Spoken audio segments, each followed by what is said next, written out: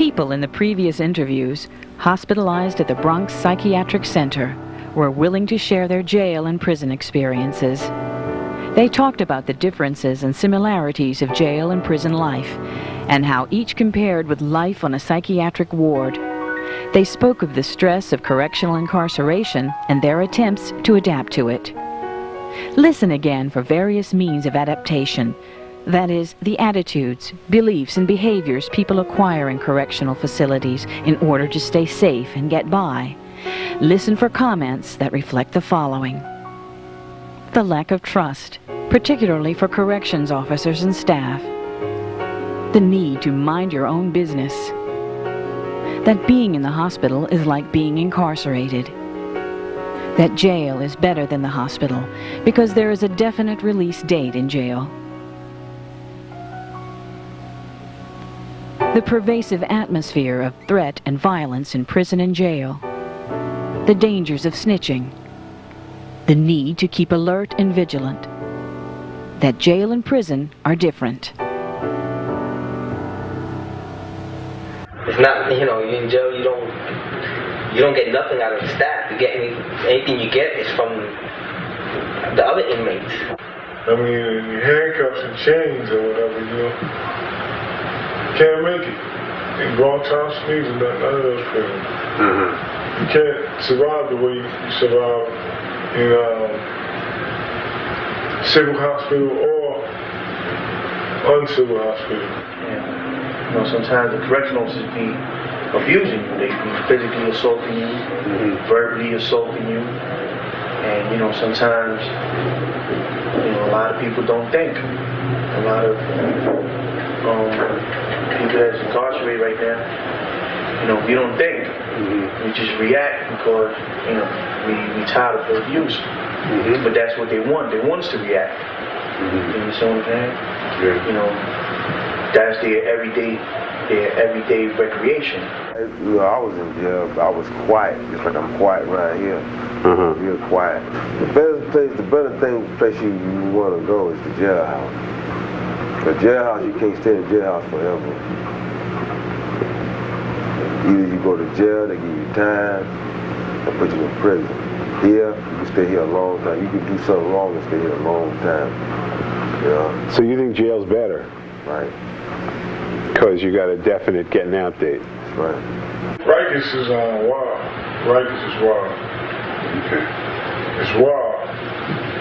It's a wild prison, man.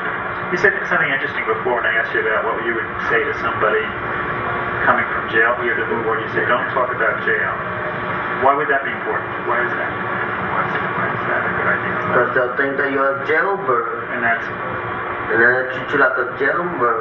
You know, I shouldn't have talked about it, but I have nothing to do with it, hiding anything. Right. They said that I try to take my life. He watches out more for people who violate him. Okay. Because he goes through that a lot. In jail? In jail. So it's rough in there. It becomes rough, depending how much time you do and what jail you sent to. But from the beginning, as I've learned, you start learning what to expect, no matter what jail you're going to. What do you think guys learn when they're in jail? Well, they learn their lesson. Actually, depends where you put them at, you know? Just, you know, feed them and let them join up with gangs and all that into the prisons and all that, other crowds, you know? Beating other people, you know? So it's pretty rough. They don't learn. They don't learn. And when I first came here, I'm saying to myself, I'm locked up again. It's not like I could just open the door and leave. So, you know, I'm incarcerated. First thing that you can look at them. You put them in a ward. I know you got a lockout ward on this side. You put them on a ward, and when you put them in the ward, you see how he be active. You see how he act. You know what I'm saying? You know, so he might be a little bit hostile. You know what I'm saying? Well, when you in jail, just the county jail, you got people you got inmates that haven't been sentenced, and you know, they constantly get into something. They constantly fighting, stabbing each other. You know, they don't care about nothing because they haven't gotten sentenced yet. You know what I'm saying? So what's on their mind is, well, I'm facing 25 to life. They might give him 5 out of 10 when he goes to court. But on his mind it's 25 to life. You understand what I'm saying? But he don't actually know how much time he's gonna get. So, you know, and instead of waiting till you go to court and see, you know, if you can work something out, no, you just start fighting. You just start, you know, because there's a lot of things that happen in jail. A lot of people get their commissary taken, get their sneakers taken, get their jewelry taken. And, you know, a lot of people don't be having it. They be fighting back. A lot of people fight back, a lot of people get cut, you know, stabbed. But when you're already sentenced and you go upstate to do your time. And if you go upstate with that attitude like you had in jail, then you're gonna have problems. Because you're going up there, you know, it's for you to do your time, come home. The most important thing is that they let you go home, you know, on passes, and you're free at that moment. And then you come back to the hospital again until maybe about 5 times or something. And then you can go home, and then you can usually go to another clinic for medication. In prison, everybody's settled because now everybody has their sentence.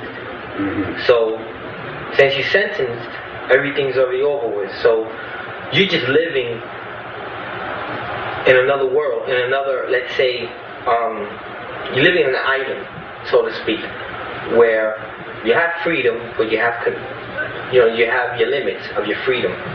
So you live however you can live, and whatever you was doing back home, you're bound to be doing in prison. In his own limits, but you are there dealing, doing whatever you can to survive. The Department of Corrections don't approve of the organizations and gangs and all that up there. So when individuals go up there, you know, they can't go up there with colors or anything. You know, like you recognize who's who. You know what I'm saying?